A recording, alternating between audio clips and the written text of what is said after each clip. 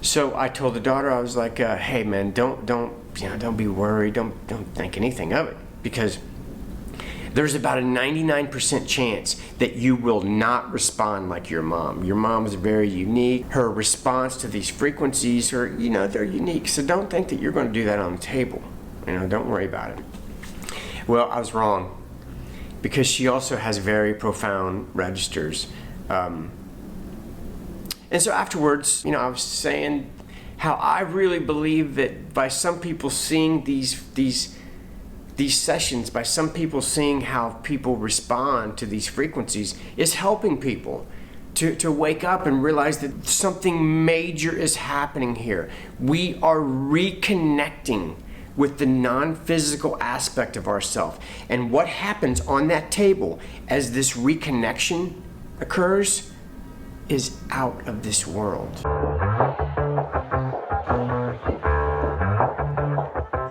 Yeah, it's a hot day. I'm hanging in the sunshine.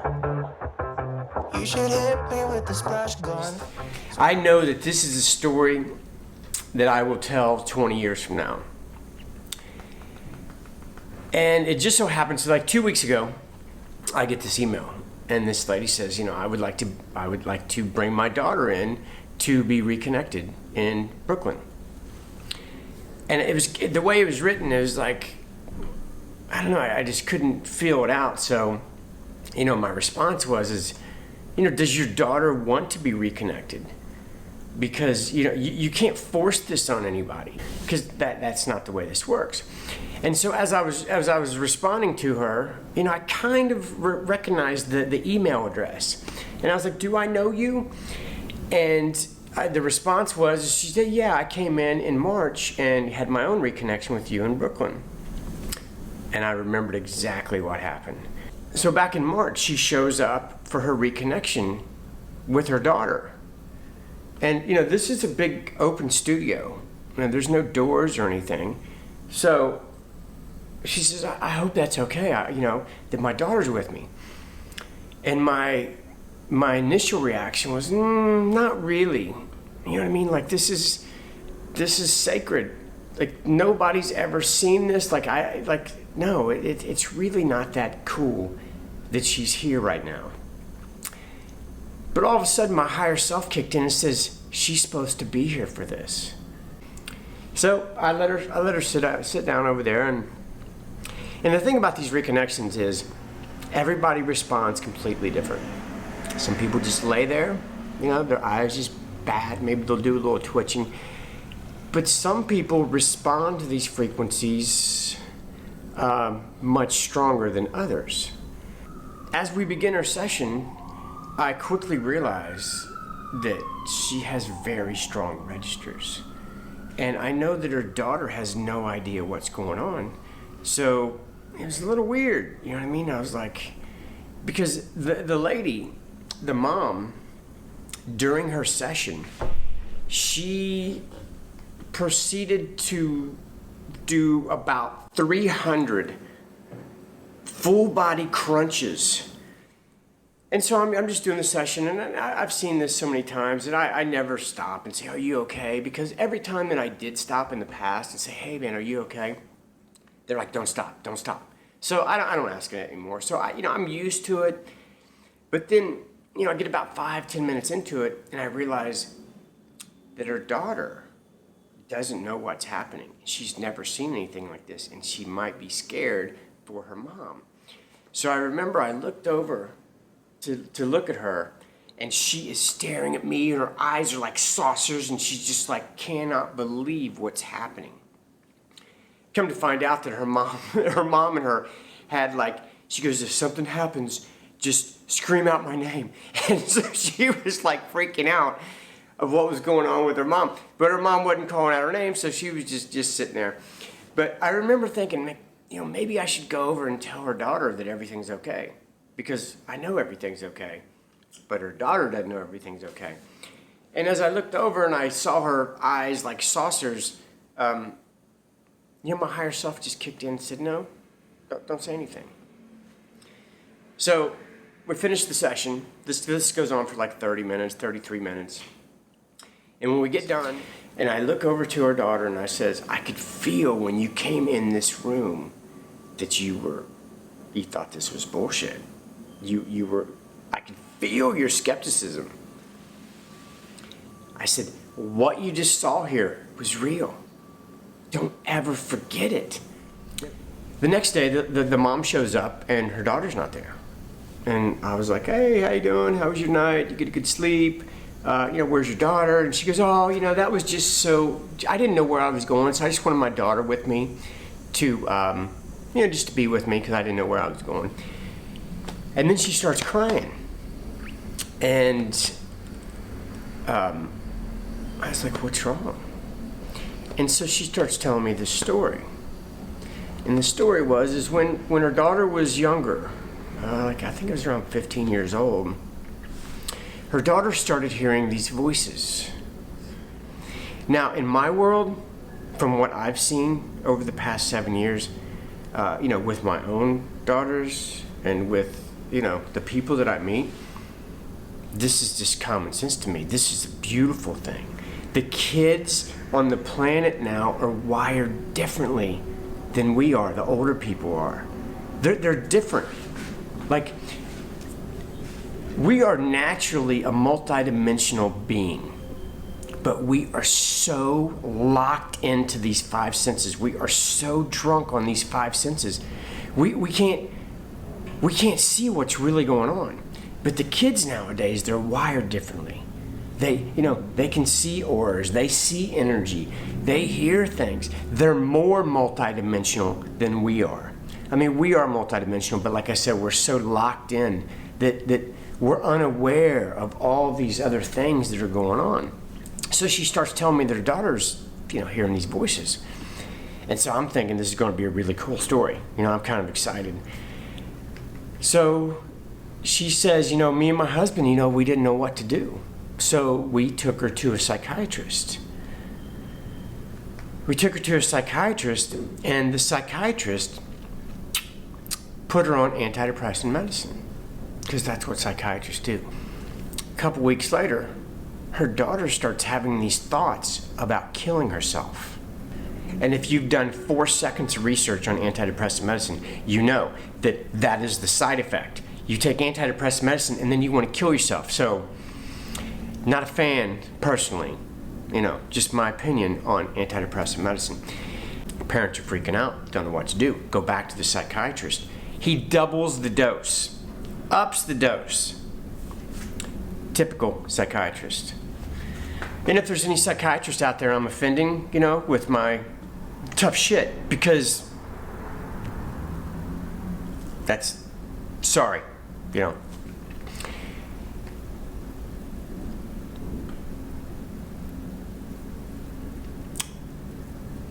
So he doubles her dose. A couple weeks later, the daughter's like, hey, we'll skip ahead. So she says after the session that I had with her on her first day of a reconnection, afterwards they go to Chinatown.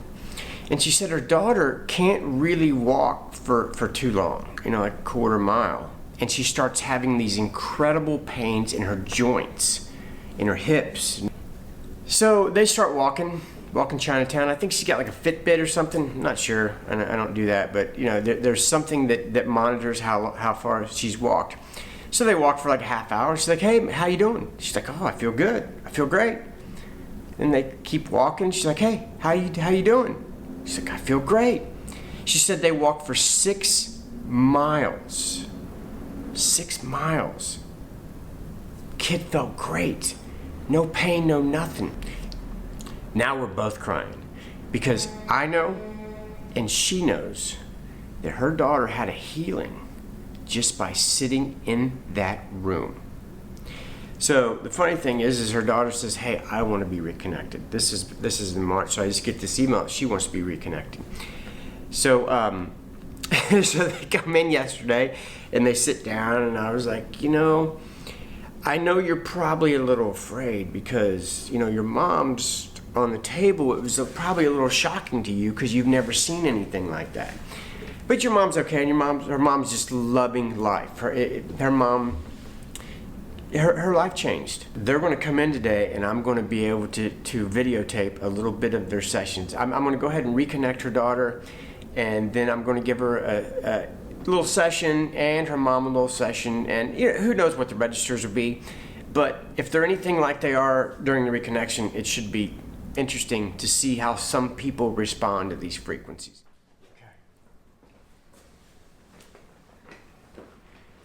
So I'm here with Shirlita. Shirlita is the mom that I just mentioned in this story. She's the one that brought her daughter in to get reconnected this time while I'm in Brooklyn. And so I wanted to introduce Shirlita. I wanted to, because in the last video, I had some comments where people said, hey, maybe we should check in on Nathan in 3 or 4 months and see how he's doing. Well, we don't have to check in on Nathan because I have other people that were reconnected a while ago. And so, Shirlita, thanks for coming in and thanks for letting me tape this. So, I had mentioned your reconnection and that your daughter was here. So, what's happened to you over the last 4 months? A lot of incredible things have happened.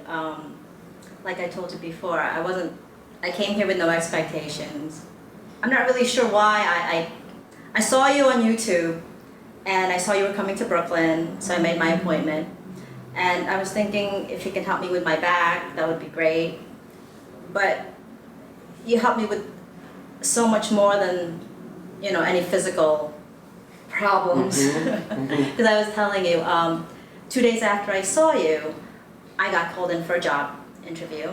And it wasn't the job that I had wanted, because I interviewed with this company in September, and basically, in my opinion, that would have been the perfect job for me, because it was full-time. I do insurance for the hospital, and it was a full-time job, and I'm like thinking, that would have been the perfect job, but I didn't get it. And so for a couple of months, and this was in September, I was really bummed out over it. And then, a couple of months later, a couple of days before I see you, I applied for the same place. It says part-time clerical. So I applied. And then I go see you. 2 days after that, they call me in. They're like, okay, come in for an interview, we're interested. The funny thing is that they were like, it's not really clerical, it's more like a receptionist position. And more than a receptionist position, it's like an operator position. And it gets worse. They were like, we can only guarantee you 1 day a week, and that's when we call you. So I'm like, my ego is like, you gotta be for real. I need a job, I need money, I need insurance.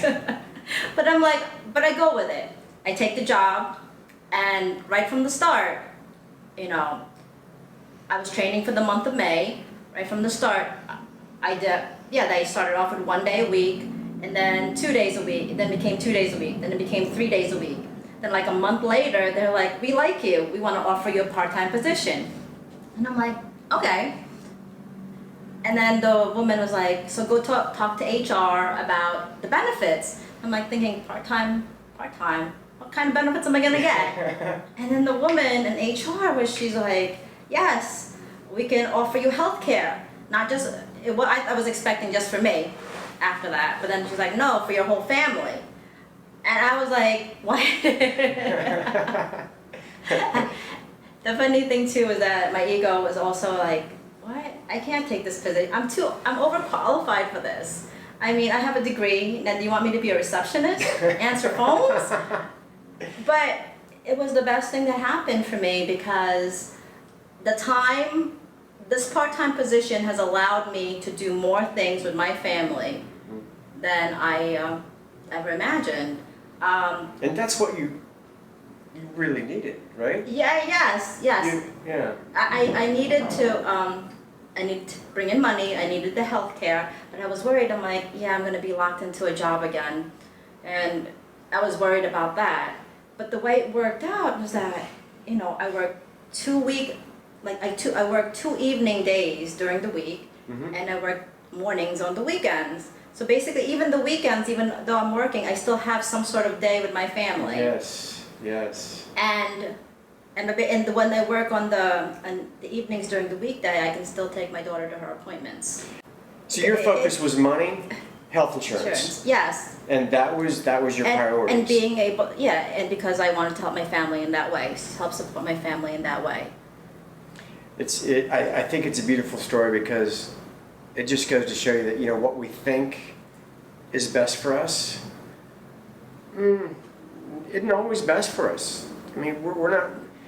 So now she has a job, she has the health care, but she has the time to spend with her family. And if she would have got a job that you would have thought would have been ideal for your qualifications, you know, you'd have been coming home after work and trying to squeeze in some quality time with your family. And well, because my prior job, I did insurance for the hospital, and I was dealing with accounts. I mean, like one woman, her bill was like over $100,000, and I'm trying to deal with it to make sure, you know, the hospital just wants to get paid. But I was taking the stress home with me too afterwards. yeah, I don't know. I just think it was a great story. I just think that that's just a classic example of how you think you know what's best for you, but really not. You don't. So are you gonna jump back on the table and let me? Oh, just going back, my experience on the table was, like I said, no expectations, but it was, I don't know. I guess Case is used to these things, but I wasn't. I mean, I did have strong registers, and it was a positive experience, but even way more positive afterwards when I walked away from the table. Are you glad that I didn't stop it? Yes. Okay. I have enough years experience now to realize what happens on the table is supposed to happen. And it's not, my job is to open the door, not to open the door a certain amount. I open the door and, you know, Charlita and her connection with her higher self take over. And so and so her daughter, who's here, who doesn't want to be on camera, she is going to allow me to film a little bit of her on the table, because she's got great registers. So if people don't, I mean, what her daughter will do on the table is, you couldn't do that if you tried. If somebody said, I'll give you $1 million to make your eyes do that, you couldn't do it. It's impossible. So, and she's got nice long eyelashes, and so it's easier to see than a male's little short, little stubby eyelashes. So, okay, I think we'll get your daughter on the table first. Okay. Oh, before I just want to say, after Case, this whole summer has been amazing. Because sometimes I'm like, I cannot believe this is my life. Like I won lotto, but I didn't win lotto, the actual lotto. It's not. I like to think of it as I used to control my life, and I knew what was best for me. And then when I reconnected with my higher self, I let go of the need to control my life. And now every day I kind of think, how did this happen? What's going on here? You're right. I was so busy trying to manipulate my life, but now I can, after this, I'm able to affect it. And, I'm affecting it, not really manipulating it. It's my own, it's not my ego trying to make it, mold it into something. Yeah. I guess I'm allowing things to unfold. Because before I wasn't. Isn't it easier? Just Yes. Trust yourself. It's exhausting It's exhausting. I did a video on the Hopi Indians. You ever see that? I think so, yes. Yeah. Where it's just let go of the shore and float out to the middle, because the river has its destination. You just trust that the river knows where it's going, because if you cling to the shore, if you cling to your beliefs, and you cling to, you think you know what's best for your life, it's a grind. Yes, definitely. I mean, because before, like I said, I was trying to, you make plans.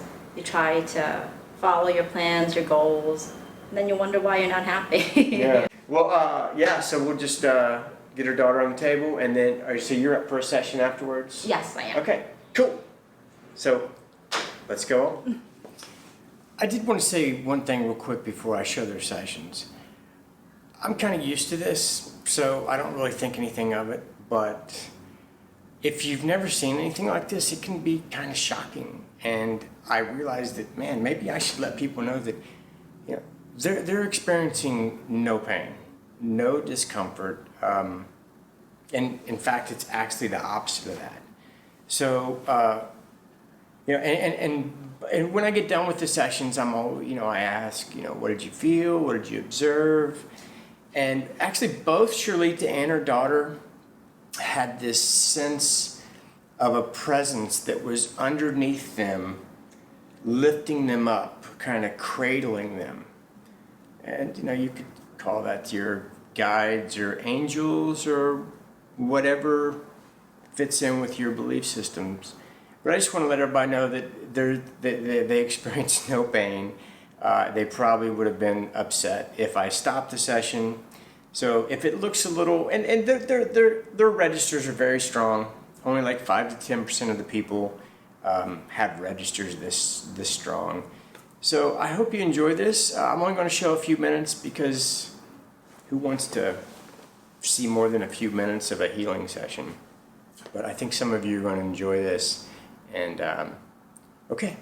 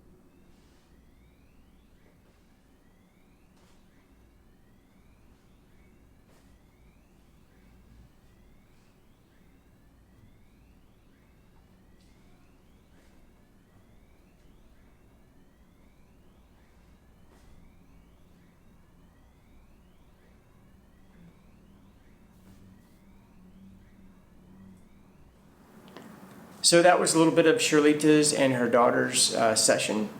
They had an amazing time on the table, and I hope that this allows some people to